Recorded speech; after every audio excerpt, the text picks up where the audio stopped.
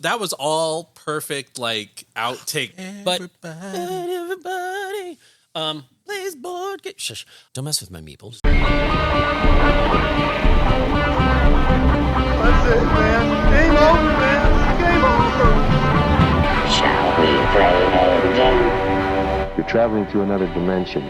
A dimension not only of plastic and paint, but of games. A journey into a wondrous land where meeples become real and cardboard cuts like a knife. That's a signpost up ahead, your next stop, the Funk Zone. Well, welcome everybody to another episode of the Funkatronic Rex Podcast Season 2. I am one of the co-hosts here. Whoop, Whoop, whoop. I'm Chris, one of the co-hosts here. Sitting to my right and to my left, which means he's sitting almost across from me, or maybe an Uno card reversal away from me, is my good friend Paul. What's happening, Paul? Hello. Hello. I am here. I am physically, as I like to say, physically if not mentally, because the mentally part might be. Yeah, I'm definitely not mentally here. It's been a bit of a morning and a bit of a week. Yep. But I am ready. I am raring to go. Excellent. Well, one of the things that I really love about what we're doing so far is kind of covering, as you mentioned, as you described them, like the pillars of the gaming community, the pillars of a game store, right? When you walk in, what are you going to see? What are some of the games that Right. that are people play in Right. this space? Exactly. What's most important to us? Yeah, And so obviously, card games is probably the most popular in the store right now, and we just kind of use the store as a benchmark. Yep. The community. Yep.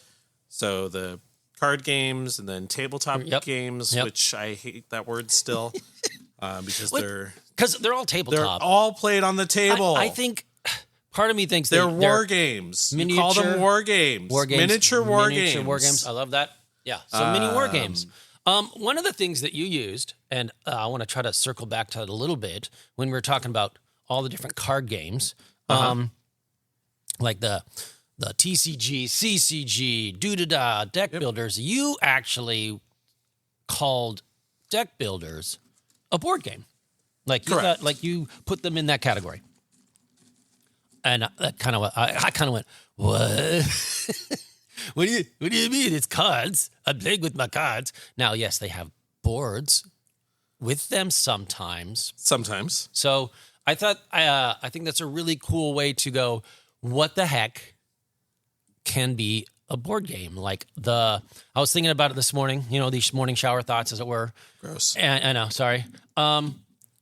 And thinking about the board game as probably the most common introduction to gaming, Yeah. right? Like everybody out there plays, okay, not everybody, plays board games, right? So we have card games, Yeah. the regular deck of card games. You have Go Fish, Hearts, whatever, right? All that 52 stuff. pickup. 52 card pick. Well played, sir. I hate that game. Please do not ever play that freaking game. Oh my call gosh. to our listeners. Yes. Call to action.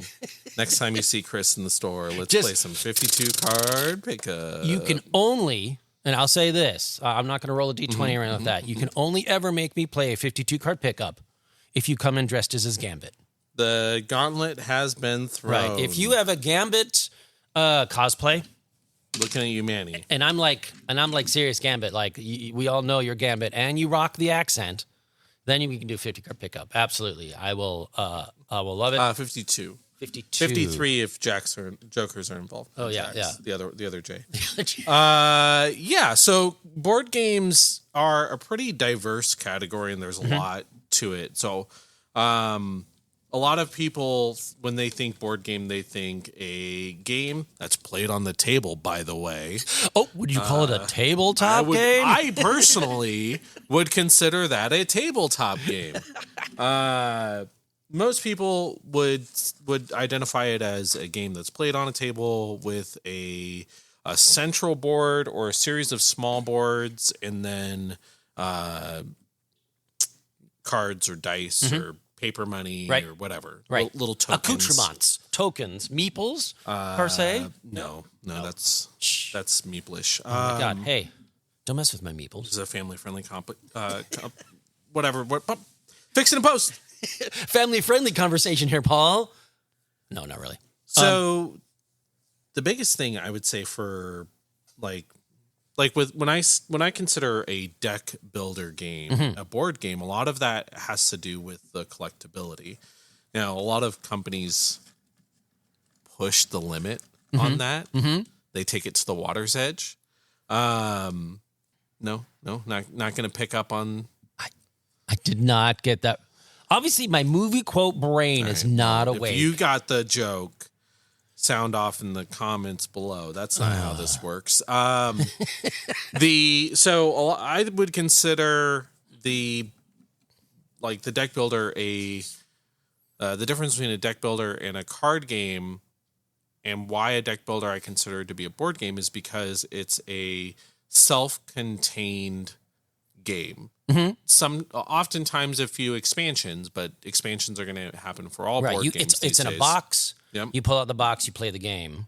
Maybe there's a few extra things in here. Exactly. Like Marvel Legendary, one of my favorite deck builders, comes with the board and it has a good amount of expansions, but a reasonable note. It's not reasonable. It's not reasonable. Nothing about the number of expansions for Marvel Legendary. No, is it's not reasonable. I keep seeing new ones pop up, and I'm like, How do you keep making more? How have you not dried the well? Right? Nope. We're gonna keep making more.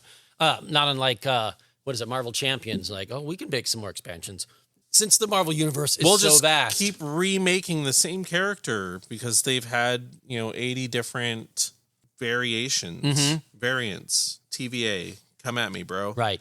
So now I've lost my train of thought. All right. Well, we'll back up. Because I mentioned Legendary, the idea of having one or two or several expansions, but it is kind of a closed ecosystem, right? You're not like constantly needing to get the next set, the next pack, as it were. So, and that is very much a board game basis. You could argue that an LCG is pretty close to a board game, especially with that definition. And honestly, I probably would. I think the biggest difference between when we say a card game and a board game is the collectability. So a collectible card game is going to be one thing, and then a board game is going to remove the collectability of it. You're going to have the game and some expansions. Right. And you don't have to buy the expansions, right? That's the idea, is like you can just get the core game, unlike, frankly, not to keep bringing it up, but Marvel Legendary, when I played it, it's like you get the core game and you have the one expansion, which I think is called Dark City. Dark City was the first expansion. And I felt like... Why do I know that? Because you have all of them, Paul. So many. Because we're not collectors. We don't hoard stuff. We don't keep a bunch of stuff in our back rooms and our closets. But those two together, I felt made the game. Like you didn't need anything else after that. That's added more playability variables to it to make it fresh enough. Obviously, a couple more made it more awesome. Especially when you could add like more of your characters, X-Men and all that stuff. But that was the thing. Like you're done, right? I've got my main set. I've got one expansion. Good to go.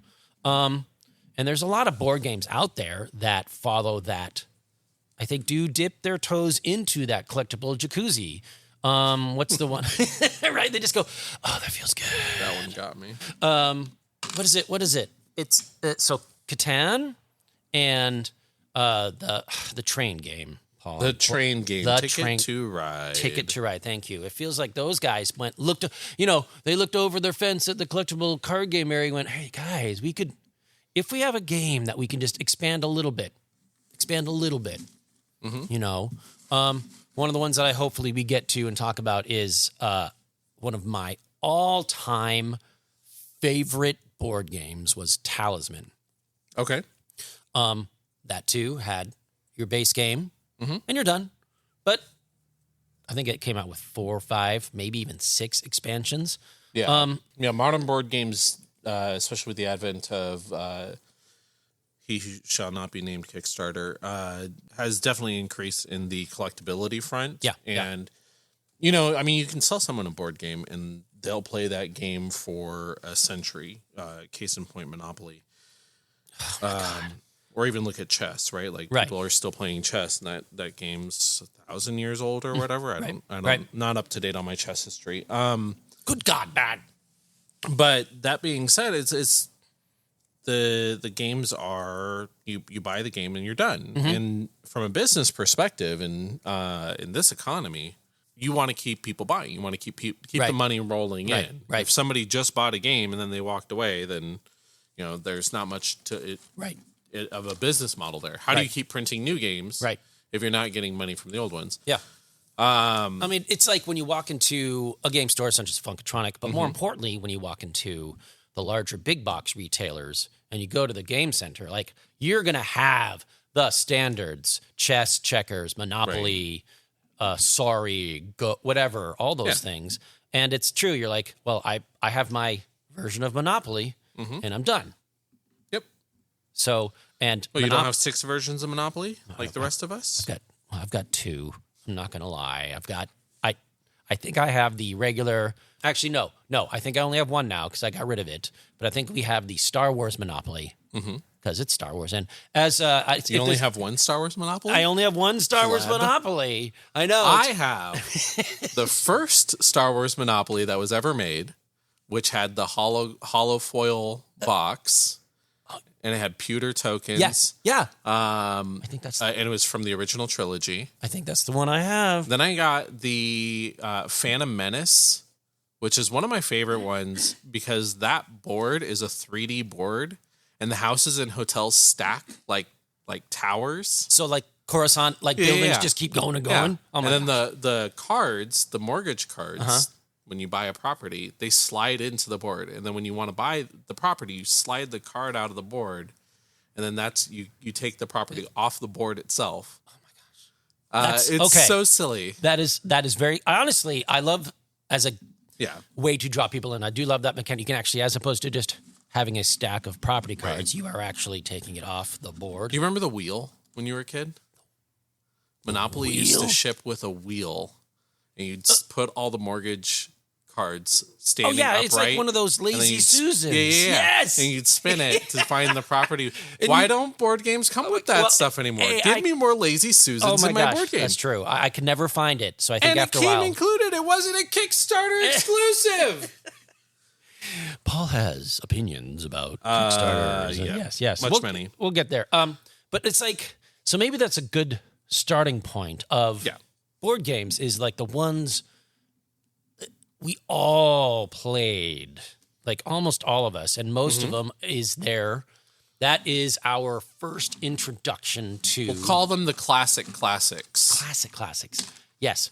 Because I know, for me, back in the day, because our family played games, my dad was a chess player, and I was terrible at it. Like my dad and my brother.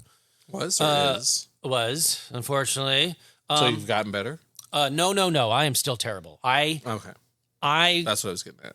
I refuse to play chess. I'm terrible at chess. Like, for whatever reason. Not that I have deep emotional scars or anything from being...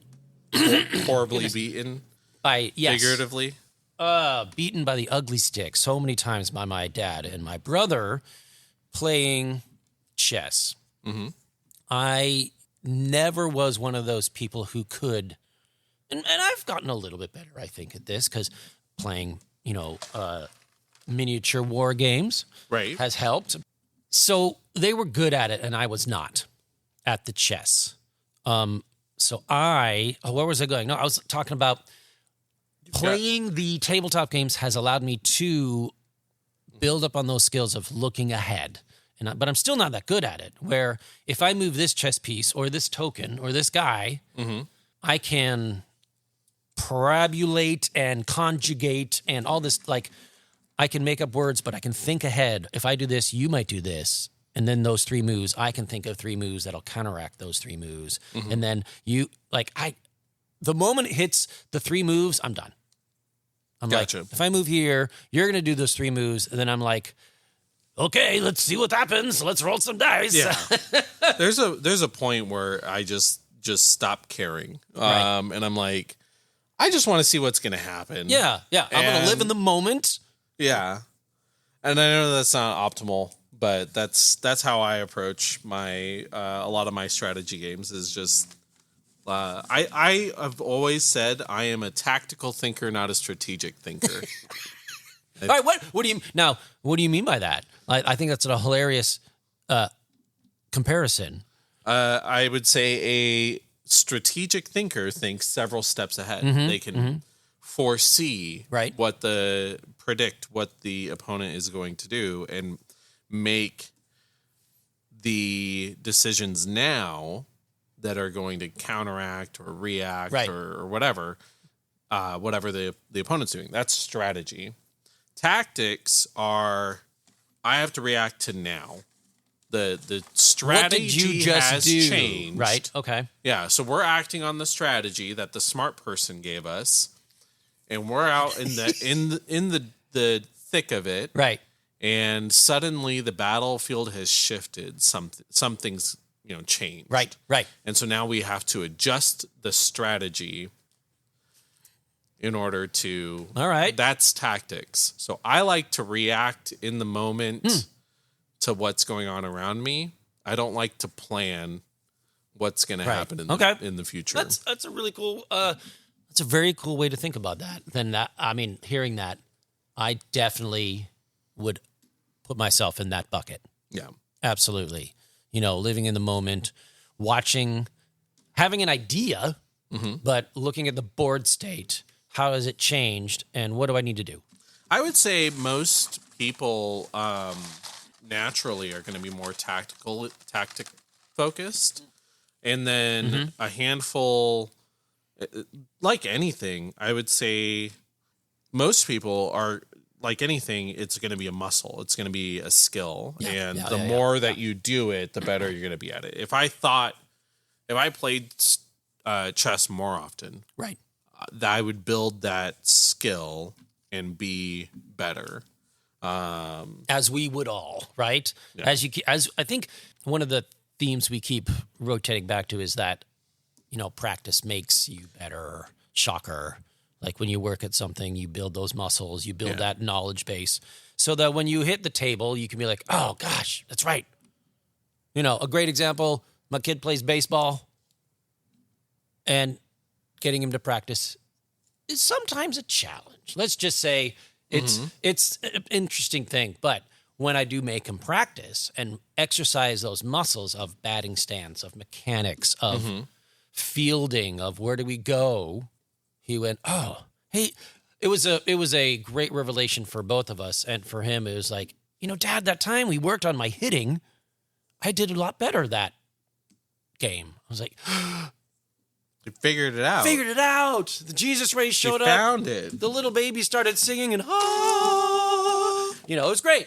It was great. So I agree. The same thing for us gamers is the more you play, hopefully the better you get. Yeah. And of course, the more you spend, the better you get. To quote our good friend Alex, I love that. Spend more, get better.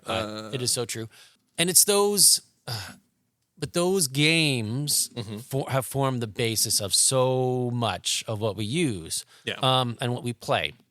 So I'm not a huge fan of chess, as for reasons spoken.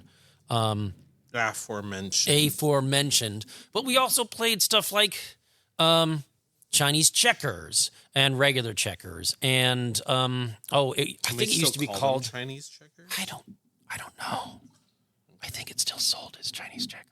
Oh, I don't think there's anything wrong. I wouldn't think there's anything wrong with it. Right. It's just you have to put everything under a microscope lately just to make sure. Well, that's not saying that in a negative way. It's just like we're just so much more conscious about that stuff nowadays than we used to be.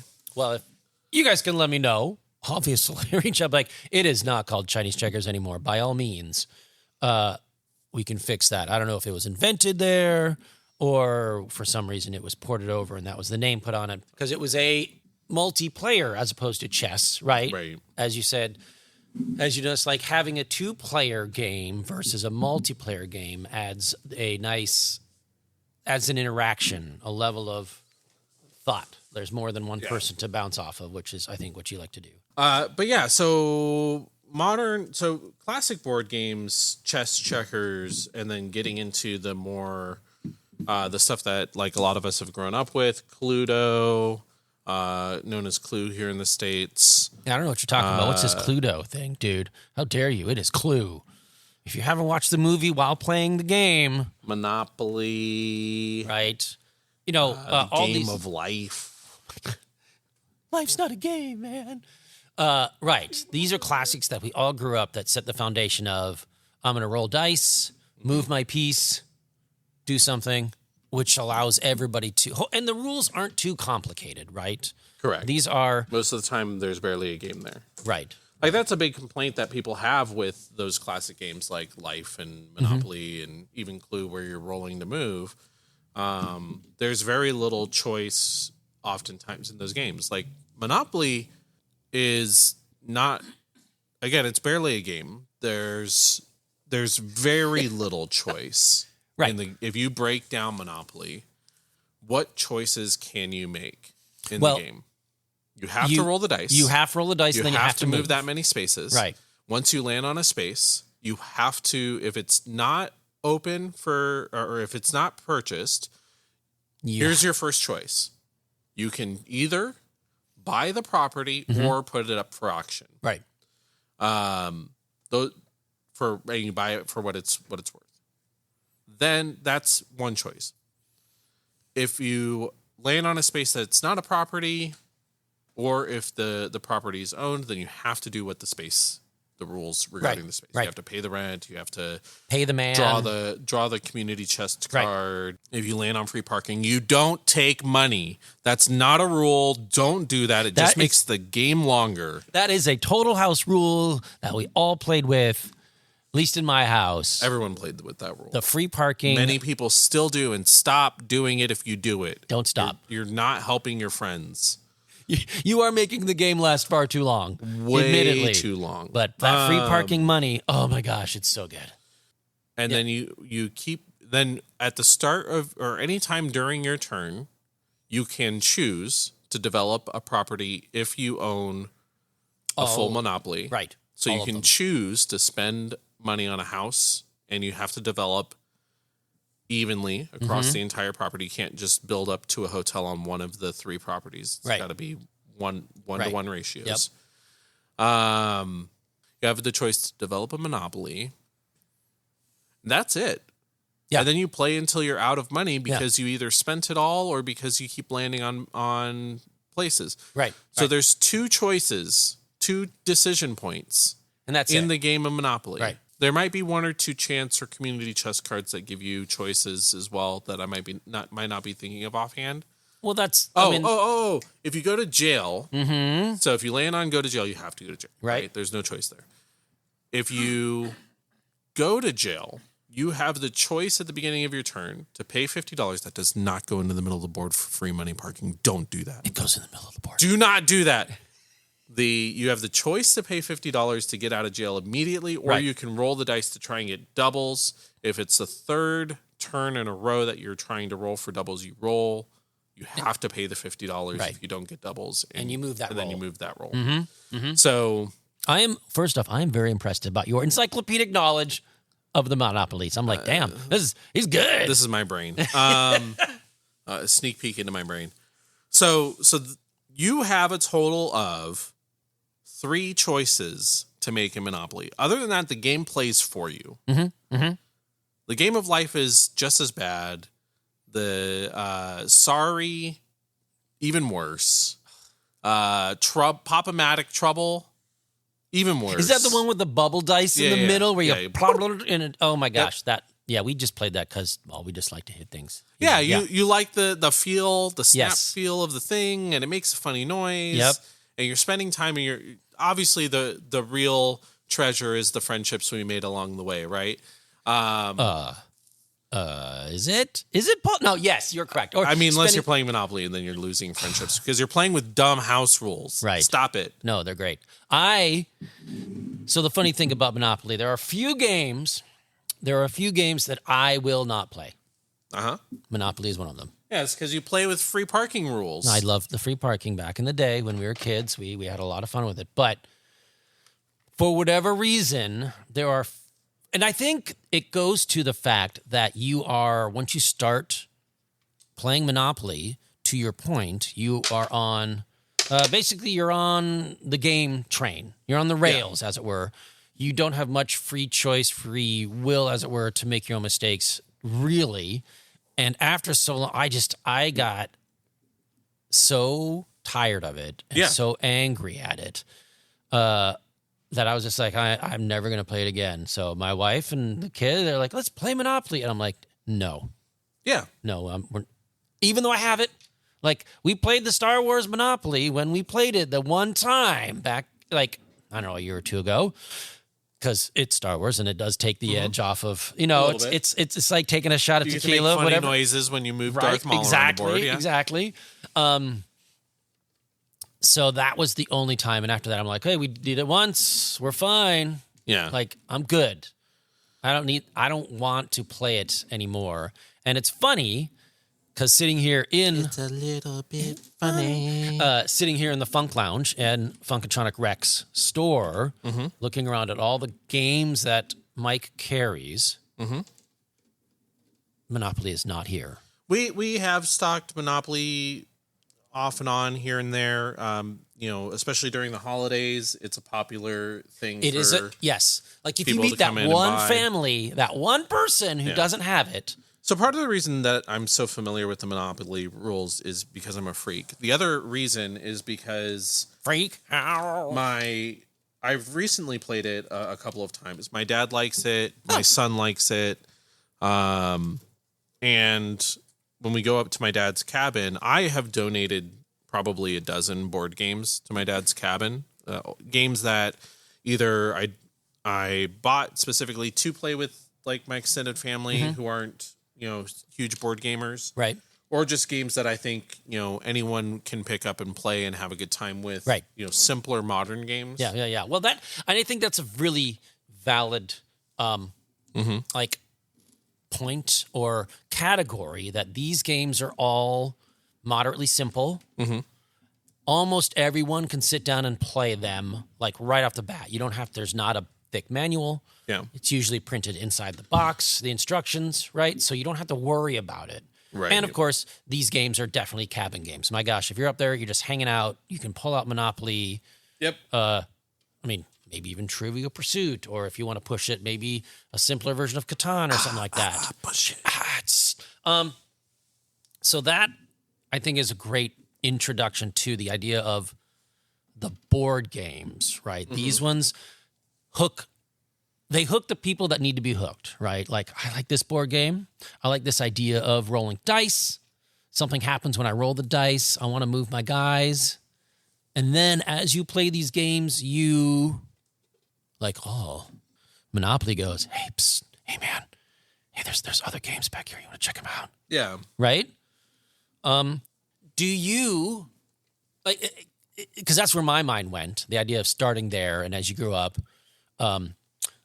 were there other games that, like, in that idea, what would be the next step from Monopoly, Life, Candyland? Oh my God! Like all these games that we play with our kids and our families. Candyland. Oh my God! That's not even a game. That's not even. Oh my God! That's a waste of time. That's so good. Hey, if you got little ones, Candyland is fine. But yes, Candyland actually is a very good game for very young children.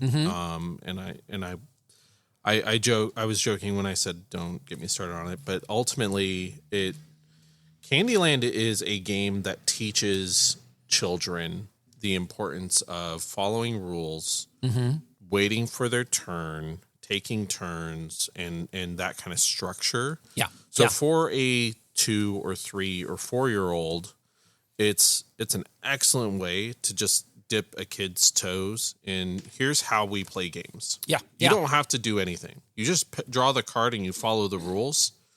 And then wait for your turn. Yeah. And that's all they're learning from it. Yeah. And not to eat too much candy because the dentist will get you. I mean, that's what I told my kid. I don't remember that being a part of Candyland. I would wear my little head mirror. Was that sit in there. in the candy cane forest? Yes. Oh, okay. Yes. Right. Yes. The Or the gumdrop swamp. No, it's the forest because the dentist comes out with his tools and drills and comes gets you. Got it. Okay. Yes. All right. No, I agree. That's a great point. Like the idea of if your family, like if you're a gamer and your family's a gamer like me, and my wife enjoys them, but she's definitely not a capital G gamer. She enjoys them a lot. Yep. And getting my kid to sit down and play and spending family time together, right? Again, stuck in a cabin or wherever, but the idea of hanging out as a family, right? Yeah. The quality time. That's not necessarily attached to a screen. Not that there's anything wrong with that, but it's a different way to interact. And I really appreciate those points about Candyland, actually, because looking back when we played it with the kid, that's kind of what we're like, you got to draw a card. All right, wait your turn. Don't get too crazy. Please don't play a 140 card pickup. Oh, crap. Right? Too late. Too late. He was not wearing his Gambit costume, by the way, when he did that, because it was just a board flip, and it was nuts. But, so as you get older and hopefully more proficient and you exercise these muscles and you hate Monopoly, or you hate your family for playing chess, or it comes from a place of love and Nobody you love these... hates Monopoly. They hate the house rules that people play with. So a couple of the games that I took to my cabin, I think that's a good example, and those are all games that are pretty easily able to get. Not all of them, but many of them are still easy to get. Catan, I think, is the easiest. Catan is if you love Monopoly, but you want an actual game. Right. Yes, an actual game. You want more than 3 decision points. Catan is the game. Yes. So Catan, just like Monopoly, I guess there was another decision point in Monopoly I didn't cover, and that's trading. Catan is built around the trading, right? Right. So for people that don't know, Catan it's very similar to Monopoly from a high level. The game takes place on an island built of hexes. Each of the different hexes have a dice associated with them. At the start of your turn, you roll the dice, 2d6, just like in Monopoly. But instead of moving a pawn around a board, you are, whatever the number is, you look at the island, you find the number on the island, and you gather. And then whoever has developed on the edge of that space gets a resource from that location. If you roll a 6 and there's a 6 on stone and a 6 on clay, and I've built on clay and you and I have both built on the edge of stone, then I will get a clay and a stone and you'll only get a stone. Right. So you only collect the resources from the total of the dice that you rolled. Correct. And there's obviously several of the middle ones, and the higher and lower numbers get a little more scarce depending on how crazy they are. So as you there's start some cool the game, strategy there. Yes. Again, making it deeper, making a little more strategery. Absolutely. More decision points. Yeah. Where do I develop? Where do I want to build my next town? And how do I get there so that I can get the resources I need? And then when you don't have the resources, so that's at the start of your turn, you roll the dice and everyone gets resources. And then you take your turn by spending those resources to build roads and build towns to get to the next set of resources. So that way you can get more resources. But sometimes you might say, well, Paul, what if I don't have the wood I need because all I got was stone and clay? Well, that's where the trading comes in. Well, Paul, what if I'm stuck with all wood and I need stone? What do I do? So that's the meat of Catan is very similar to the meat of Monopoly, which I completely glossed over earlier. But the meat of Monopoly is the trading, and the meat of Catan is the trading. Oh, we never really played much of the trading in Italy. Now, no one does. No one does the auctioning or the trading. Very rarely. Correct. Very rarely. Very rarely. Everyone house rules that out or just skips over it.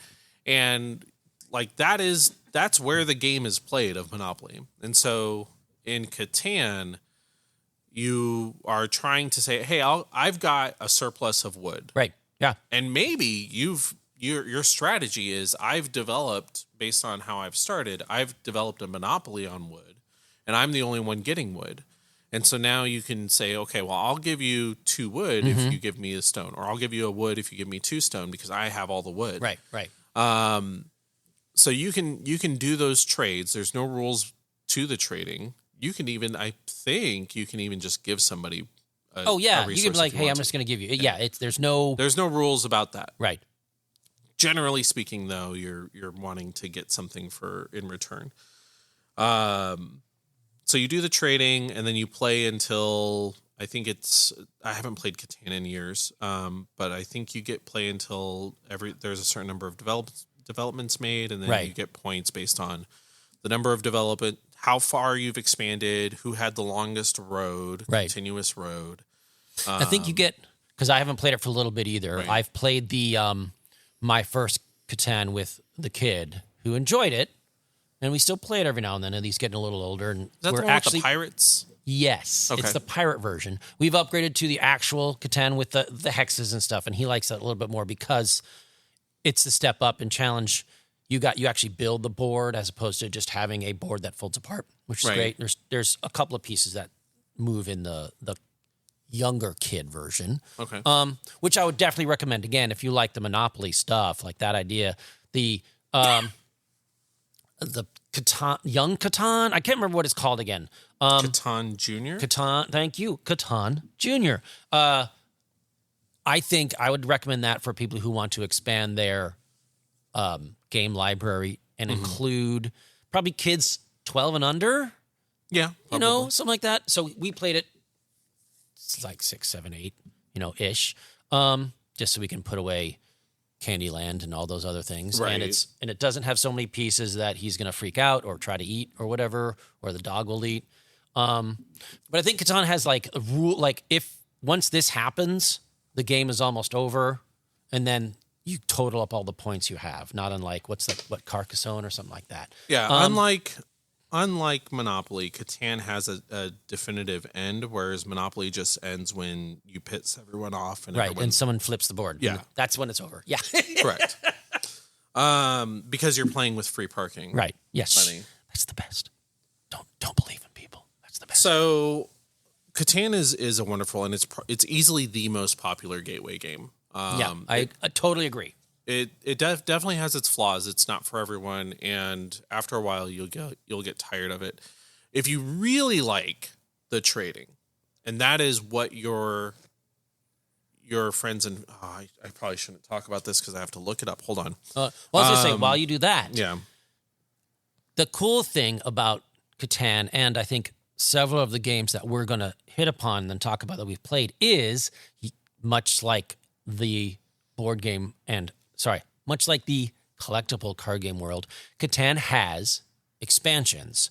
So you can add seafaring and pirates, or knights and nobles, or something like that. So you add a little bit more complexity, maybe more resources. Admittedly, I don't have the expansions because I enjoy the base game. Still brings me joy, right? I still enjoy playing the base game. There's a few I've looked at that I'm like, that sounds cool. Like, I don't know if I want it yet, but it sounds cool. But just the base games for us still rocks. Yeah. But the idea of, all right, we've played this enough. Like, this is our weekly game. Let's add one thing to it. Or let's take away something from it. Right, so right. the game that I was looking up is there used to be a game called Chinatown. Chinatown is I'm going to spend most of my time talking about it. It's no longer available. It's been remade into a whole new game, and I'll get to that in a moment. So the version like you've played in Word has been... I've only played Chinatown. Okay. It's one of Mike's favorite games. I refuse to ever play it again. I hate Chinatown. Hey, man. I recognize that this game might be good for other people. Right. So the game of Chinatown, as the name suggests, it's based on mid-30s, mid-40s, San Francisco, the China district, the Chinese district. The game is played on a board, and there's tiles, and you trade for the tiles, and then you can develop the tiles onto the board. It's been a hot minute since I've played it, so I'm probably going to get some things wrong, and also my memory of it is very soured. But the entire crux of the game is built around you want to build sets of, like, I want all of the tea houses, and I want to build a bunch of tea houses, and I want to build them together in my district so that they're more profitable. Right. So kind of a monopoly-esque there idea, right? Collecting properties to create a monopoly. Correct. Right? Yep. And you want to get them in this case you're putting them together, but you want to get them like together. Right. And then you want to trade with other people. The entire game is built around the trading. I have a meat house. You want a tea house. Right. I'll trade you my meat house for your tea house. And so there's the trading is the crux of the game. I won't play it again because Mike specifically is awful to trade with in that game. Mike is an excellent wheeler and dealer, and he makes great trades for people. In the game, he would exclusively make trades that benefit him, and I was the only one that was able to see it, and the people we were playing with kept making trades with him, which was skyrocketing him into a leading position.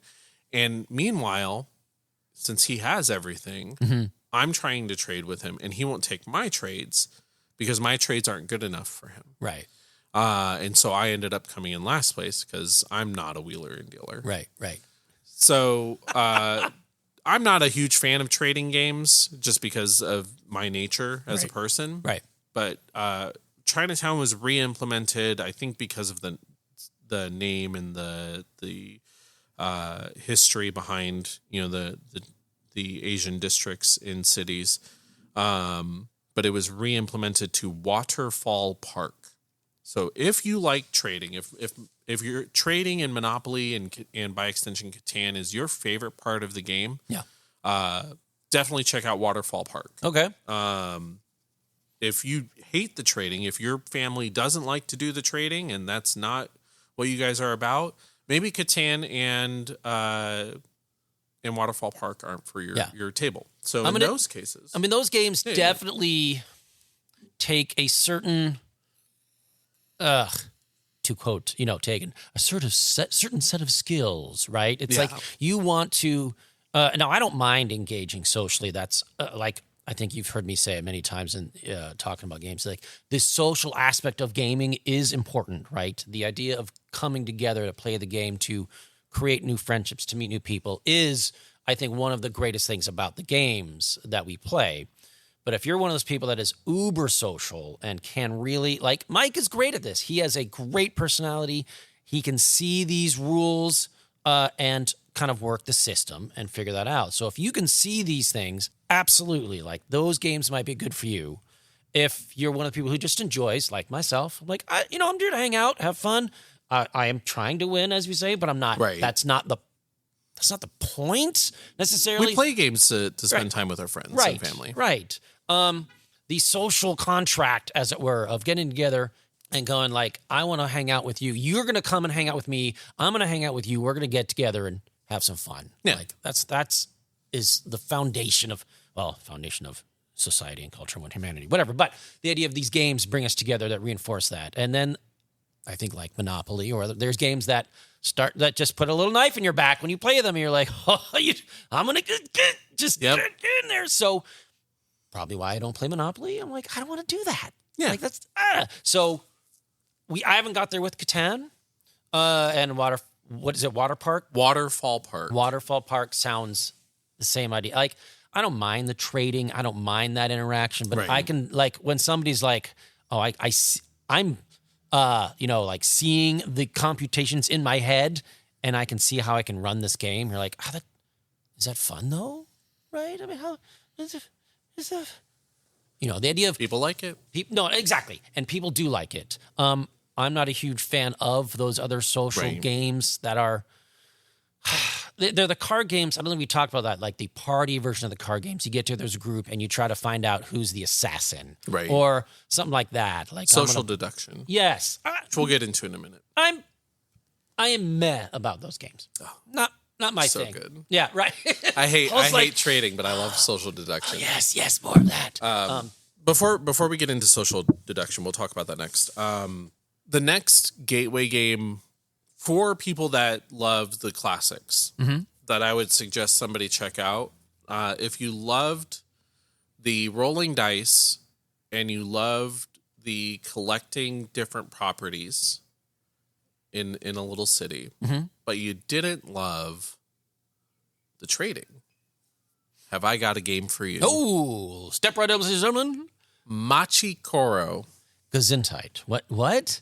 Machikoro, it's Okay. Japanese themed. I don't know if it was made by a Japanese developer or not. Machikoro is a game that not everyone loves, but for a good reason. It's a pretty simple game, and there's not as much control in that we see in modern games. But the way that it works is it's a set collection tableau building game. So a tableau building game from a higher level is a game where you acquire cards or tiles and you build them out in front of you in a tableau. And then as the game progresses, that tableau is going to feed you points, resources, whatever. Okay. In Machikoro, I haven't played it in a while, but it's another one that's up at the cabin. I need to play that with the kiddo and see how he likes it. The way it works is you earn money, you spend that money to buy properties from a market, kind of like a deck builder, where there's a randomized series of cards at the top. This is all played as cards. So there's not a board on this one. You're kind of building the board with cards? Exactly. As it were? Okay. Kind of like, the deck, Star Wars, the deck building game. We are creating a board state with the cards. Yeah. So just like that. Okay. All right. So you'll see the market out available and everyone has access to it. And on your turn, kind of like in Catan, you're going to roll 2 dice.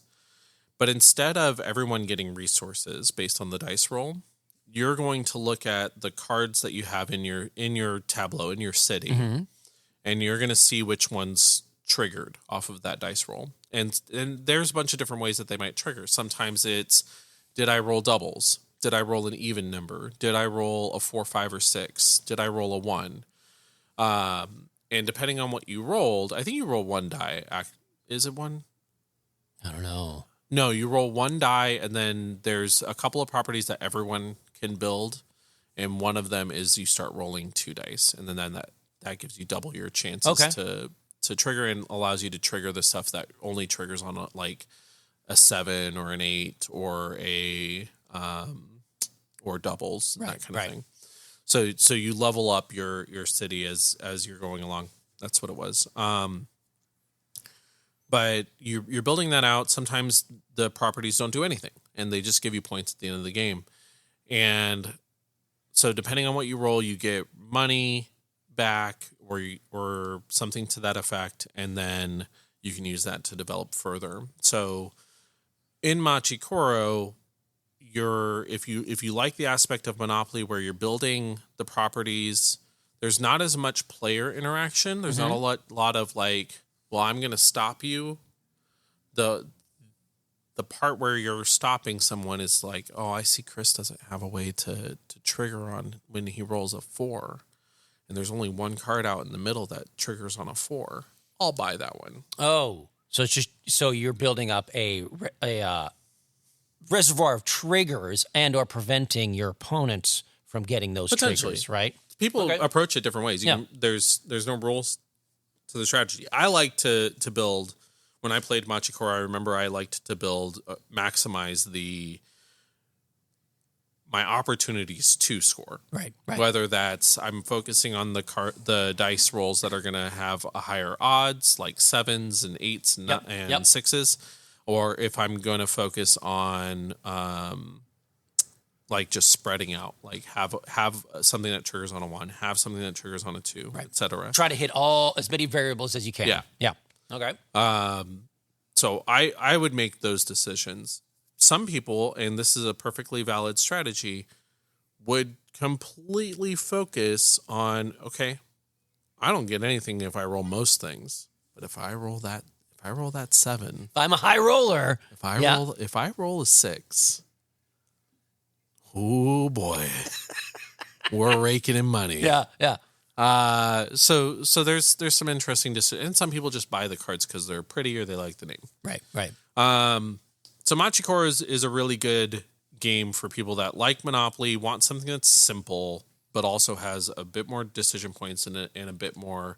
They like rolling dice. They want a little bit more to it. Right. So Machikoro is a game that I don't think we have it in the shop right now. We don't have Waterfall Park right now, but those are games that if you want any of the games we're talking about, come into the shop. Alex or Michael can order it for you. Right. Whoever's behind the counter. We can look it up and do some special ordering for you guys. Absolutely. Social deduction. Well, social. So the other. No. So there's social deduction. I keep wanting to say social distortion. Due to social distortion, man. Social deduction, and there's other ones that I would love to hit as well, which is like the beginning of the wargaming, which is Stratego, Risk. All that stuff. Stratego and Risk are the classics. Classics. Mm-hmm. My brother and I played Stratego a lot. But I don't want to monopolize it as well. But Yeah, we don't need to get into the. Chances are most people here have played at least Risk, if not both Stratego and Risk. Those are games that we've all played. Right. And again, they should be at your cabin. I mean, especially younger kids, I think Stratego is very cool, very fun.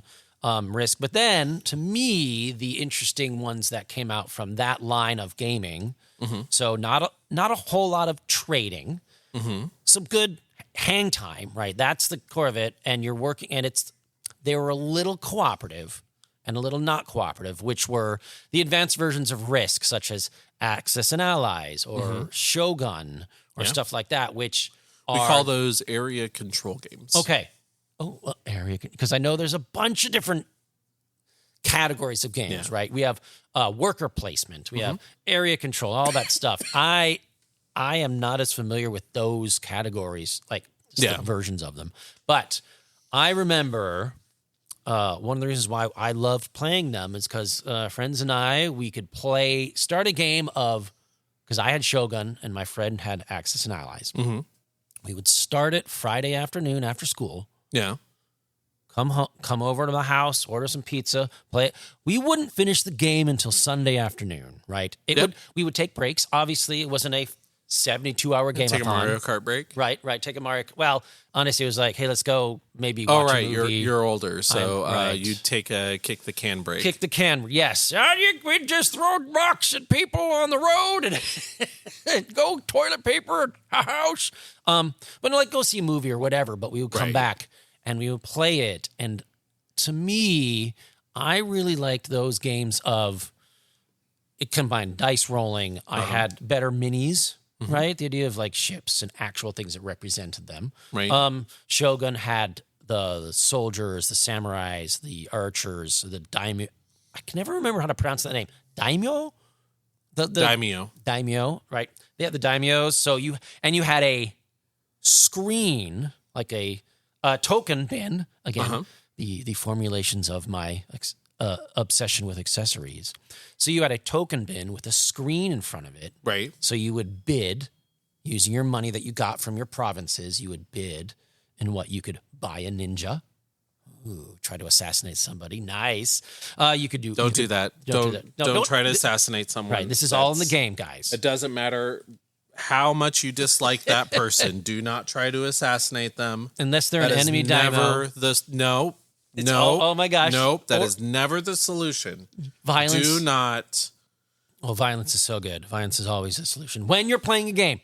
Okay. No, I'm kidding. Board gaming is a different thing. Right. But but that to me was a great thing because it was a. Thank you for letting me know the category. The area control aerial control games that allowed us to have that social interaction of, oh man, if I roll boxcars, I'm gonna steamroll through your provinces, get more resources, and build stuff up. Which to me kind of led me toward enjoying, I think, the skirmish level games more than, say, the army games yet. Like, it didn't quite push me that far because there's a little bit of area control. Area control. Yes, the territory area control. Have you played any of, like, obviously the Stratego, the Risk? Everybody's played Risk. Again, another classic. I have the Star Wars Risk. I think it's Lord of the Rings Risk. Shockingly enough. Did you get any of those games, or did they like draw you in, or were you more drawn to the, like you said, the social so are you distortion? Talking about classically? Yeah, like classically, or like did you go so like classically? Yes. Okay. Played a lot of Risk. Played a lot of Stratego. I remember many summers being in summer daycare while my parents are at work, and we'd go to the school for the day, and me and my friend would just sit there on the floor for the entire day and just play Stratego over and over. Yeah. How can I hide my bomb? Yep. And then how can I manipulate you to think the bomb is here because I put all my guys over there, but it's actually over there. Yes. I really enjoyed that a lot. The bomb and the flag. That's it. So, played a ton of Stratego, played a ton of Risk, same thing. I'm not a huge fan of area control as an adult. I've played a lot of it though, and I can definitely make some recommendations to people. I would say the gateway game, if you love Risk, and this is going to feel weird for a lot of people, but I would say if you love Risk and you want a more modern game that does the same thing with a completely different skin, Ticket to Ride. I've played Ticket to Ride twice, and it was not for me. I told my family the last time that I played Ticket to Ride, I am not playing it with them again. Never again. Never. Ticket to Ride will break friendships when you're playing at a high level. Right, when you actually get it and see the rules and interactions. Or if you're playing with someone that really knows games. Right. Ticket to Ride is not for everyone, for sure. Right. And not a lot of people like. So Ticket to Ride is a train game where the map has a series of train routes that are blank, and there's about 6 different color cards. At the start of your turn, you can either draw a blank card from the top, but you don't get, or you draw 2 cards. You have to keep both. No. You get to take 2 cards on your turn. I might be getting this wrong. If I'm getting it wrong, it's not that big a deal. You'll read the rule book if this sounds interesting to you. Reading the card explains the There's card. There's 5 cards face up. Those cards can be pink or black or blue, whatever. Right. You can pick any 2 cards that are face up, or you can take the top card of the face down deck. If you take the top down card of the face down deck, you can't put it back and take a different card. You're stuck with that card.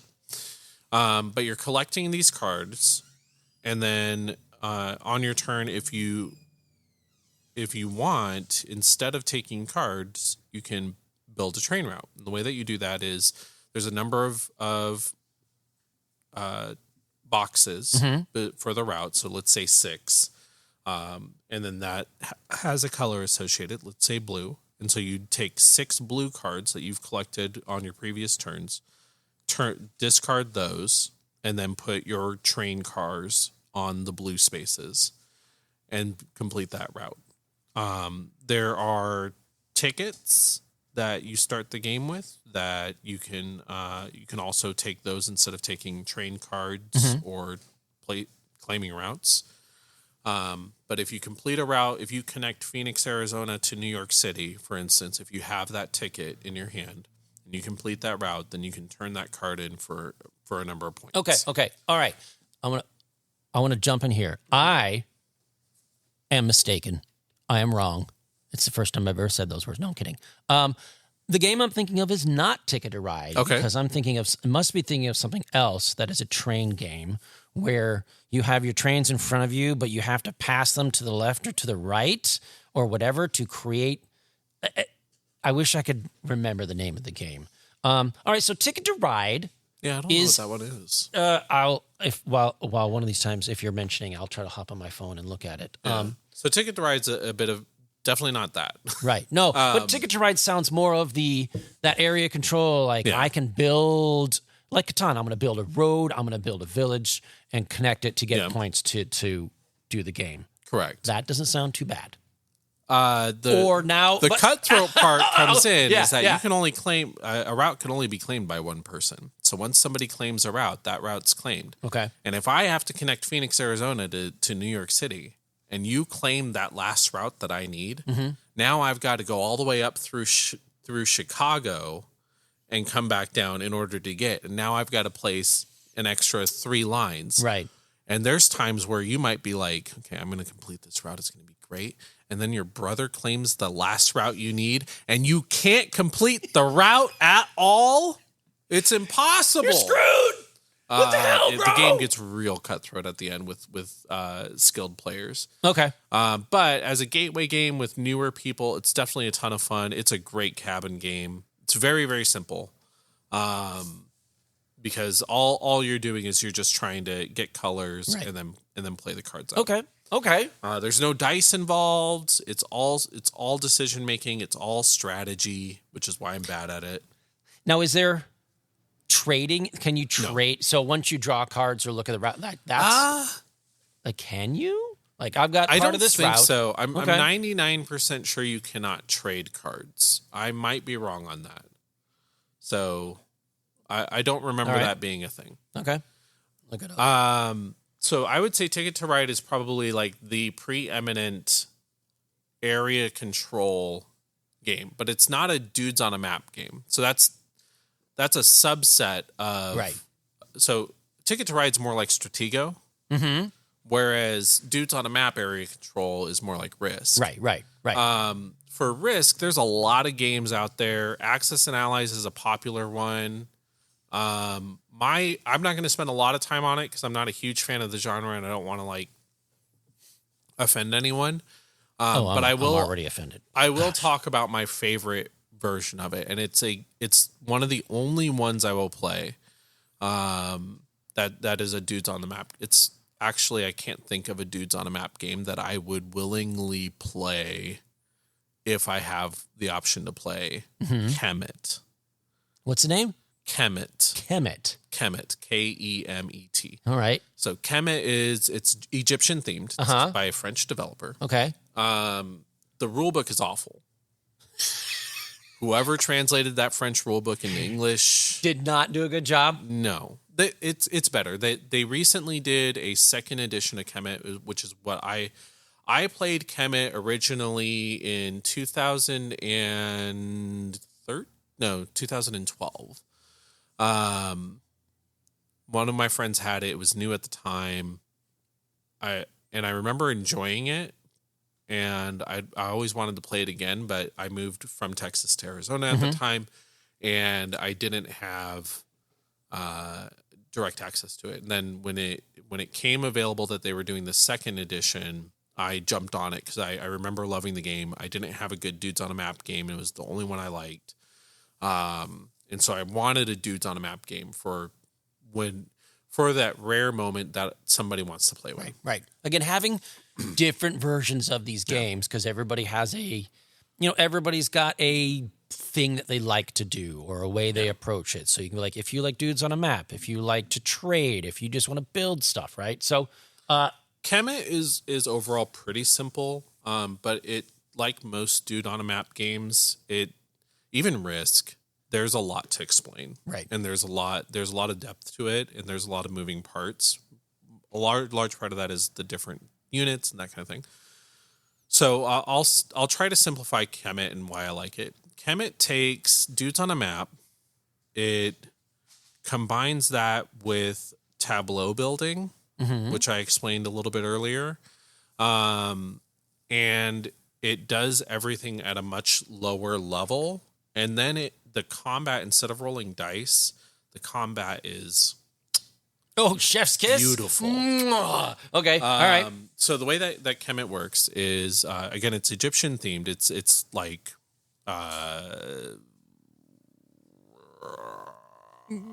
Like pharaohs or modern Egypt or just fantasy Egypt. Fantasy Egypt. Okay. Yeah. All right. So it's fantastical Egyptian. That's what I was looking for. So the way it works is you have, at the start of the game, you have 3 areas in your city, and you're going to start building 2 pyramids in your, or you basically get 3 builds of pyramids of your choice. You can either build 3 level 1 pyramids, or you can build a level 2 pyramid and a level 1 pyramid, or you can build, I don't think you can build a level 3. I think you can only go to 2. Okay. So you start building your pyramids in your city, and then you get a handful of troops that you can put into your city. And then the troops are all the same. There's no cannons. There's no cavalry. Kind of like Risk. You just got your square guy. It's about numbers, the amount of guys you have. Right. It's just the number of dudes. Dudes and dudettes. Dudes and dudettes. So you have those, and then you can start moving them around the map to try and control. There's obelisks around the map. That the obelisks, you can teleport through obelisks, which helps shrink the map. Oh, cool. So it makes the game very balanced, where you're always about 2 or 3 moves away from any location on the map because of the obelisks, which makes it really interesting because suddenly there's no choke points, right? Or there's fewer choke points. Right. You're not stuck in Australia or something like that. Exactly. Yeah. Forever. Yeah, you're not like, yes. Anyone who's played Risk. That was a Risk thing. About being stuck in Australia. I've got Australia, guys, and that's it. Oh, nuts. Yes. So it makes it a lot more open, which is one of the things I love about it. And then the way that the actions work, it kind of works like, which we haven't gotten into yet. It kind of works like a worker placement, but you're not sharing the worker spaces. You have a pyramid in front of you, and you can take an action. There's 1 action at the very top, which you have to unlock, and then there's 2 actions, and then 3 actions, and then 4 actions. You have to take at least 1 action on all 3 levels, and you can't take the same action twice on in any space. Okay. So you're going to put a little cube down, and you're going to take the action, whether that's moving your dudes and dudettes, or it's building your pyramid, or what the cool part is there's, at the start of the game, you choose, we usually do it randomly, you choose what colors you want to play with. There's 4 in my version. I think there's 3 in the base game. No, I have 5. There's 4 in the base game. So there's blue, which is defensive powers. Red, which is offensive powers. Okay. White, which is prayer and currency. And then there's green, which I haven't, or I'm sorry, black. Black is a mixture of blue and red. And then there's green, which I haven't played with. I have plenty of game. So you usually pick 2 of the colors, depending on the number of players. You'll pick the colors you want to play with, and then you'll buy powers. There's 4 powers on each level, and depending on how much your pyramids are based on the color. So if you have the white pyramid at level 2, you can buy a level 2 white power. So you buy the powers, and then the powers level up your armies, and then that emboldens you, and you make cool decisions for that. So that the game plays really well with all player counts, even 2 players, due to the shrinked map size. You have fewer units. You can buy more powerful units, like a giant scorpion or a sphinx. Ooh, okay. And then those can travel around with your units. And the powers are limited. Not everyone can buy. Once I buy the sphinx power, It's yours. that's mine. Okay. You can't buy it. So there's like limited number of things once they are purchased. There's a probably bit of an asymmetry that's going on. Great. So the game's super cool. I would say if you want a cool dudes on a map, ask about Kemet. It plays, I think, up to 6. It's fantastic. Great. So we are at time. Yeah. There's plenty more to talk about with board games, so we'll definitely pick that up for another time. For example, we didn't talk about social deduction. Right. Or worker placement, those kind of games, stuff like that. I think we can roll that into, we could do a part 2. You never know. We'll absolutely. talk about it. We'll figure it out. We've got a couple of new things that are coming out today or have recently come out, and I know that this recording is going to go up later, but we've got Aether Drift Magic: The Gathering is out today. We've got the new Dungeons and Dragons Monster Manual came out, so at the start we talked about the pillars. So the last pillar that we want to talk about is going to be RPGs. Role playing. So next week we're going to talk about RPGs. Yeah. Probably. Yeah, probably. Or we can continue more board game stuff. Or I think that was a great overall look at some of the board game stuff. I love the idea of the stuff you would take with you to a cabin. Yeah. Right? That's a great way to think about it. And stuff that you can play with your friend. There's a lot more games that I have up at the cabin that I'd love to talk about.